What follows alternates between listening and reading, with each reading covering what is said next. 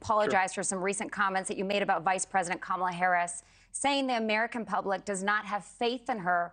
What is your response to that pushback you got following those comments? Well, first of all, I respect Vice President Harris. I think she should be running right now instead of President Biden in the race. I was repeating what I've heard from others. It was wrong. I've apologized. The point of this is to move on. Vice President Harris and President Biden are going to lose to Donald Trump. That's what this is about for Democrats. I have respect for him. I have respect for her. I'm just saying that the numbers don't lie. Politicians lie regularly, Kelsey. The numbers don't, and I think it's time for Democrats to heed the call, because this time, it's not 2016 where we did not know what might happen. This time we do. It's going to be tragic, and I think President Biden was the only one who could have beaten Donald Trump in 2020, and he's probably one of the only Democrats who could lose to him in 2024. That's why I'm running, and I can't wait to meet people, and it's going real well. Well, let's go ahead and move now to foreign politics. Real quick, I want to ask you, how do you feel about the president's handling of the situation in Israel? Would you have done things differently? Well, first of all, I think when an American president is facing circumstances like we are in Ukraine and Israel, we should be supportive generally, and I am. But I will say this. We still have American hostages being held by Hamas almost 7 weeks into this conflict, 7 weeks.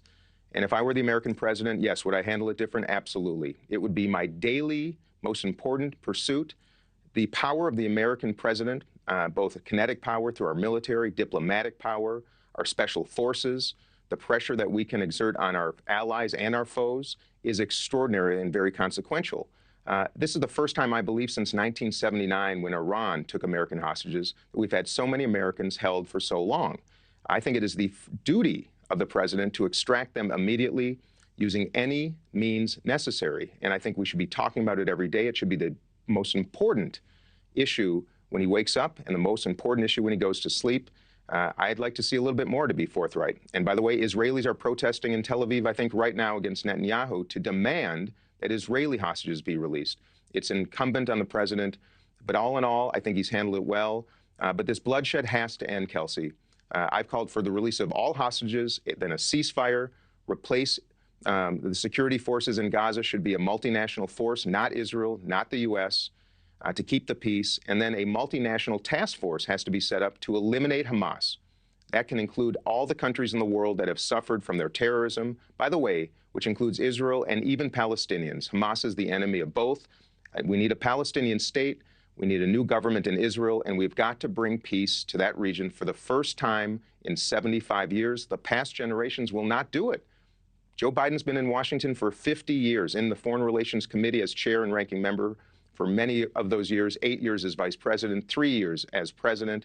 We need change. We need a generation that will focus on peace, reduce war, and ensure America always has the strongest national defense and the most prepared military. Well, those two things can be true at once. Congressman, is peace a two-state solution? Indeed. There will not be peace in the Middle East until there are two states living side by side in safety, security, and opportunity. That's going to take a number of nations to ensure that occurs. It has to happen. And I'm speaking to a lot of people right now, both Muslims and Jews in America. The conflict in the Middle East is now reaching our shores. It's dividing our country. It's dividing our communities. And we have got to do the same in this country. If we do not repair our relationships, stop this nonsense, end the dysfunction, get off of our screens and get outside and start looking each other in the eye and reconnecting as Americans, no peace will happen anywhere. It's got to start right here. That's my entire mission. I'll do so as president, and I cannot wait to get to it. I also listened to you on a podcast earlier this morning. You said that the U.S. could have a better future with Iran and China. What do you mean by that? Well, let's start with Iran.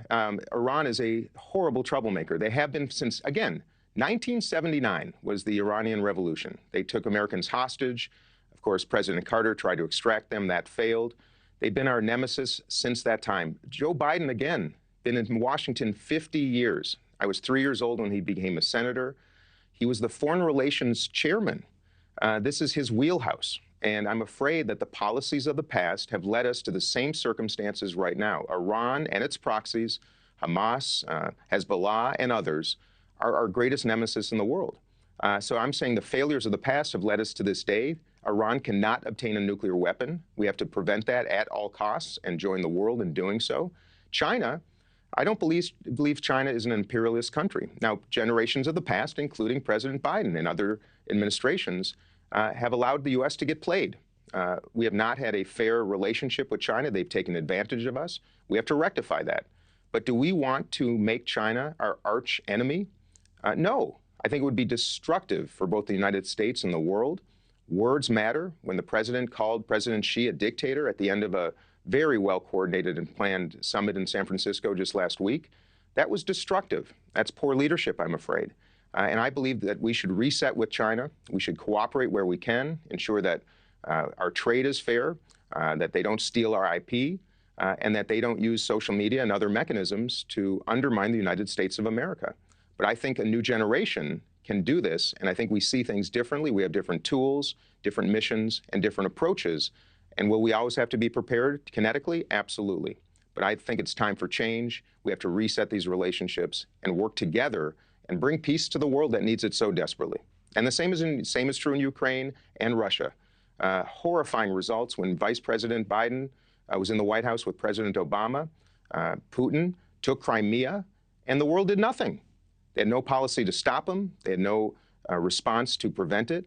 And here we are today. And I'm just saying, if anyone listening, watching right now, believes that the policies of the past are ready for change and new leadership, please consider me. And you can go to Dean 24 and check me out. But most of all, it's time for a new generation here, from the West Bank to the West Wing. Thank you for watching. Go to newsnationnow.com to find News Nation on your television provider. And don't forget to click the red subscribe button below to get more of News Nation's fact-driven, unbiased coverage.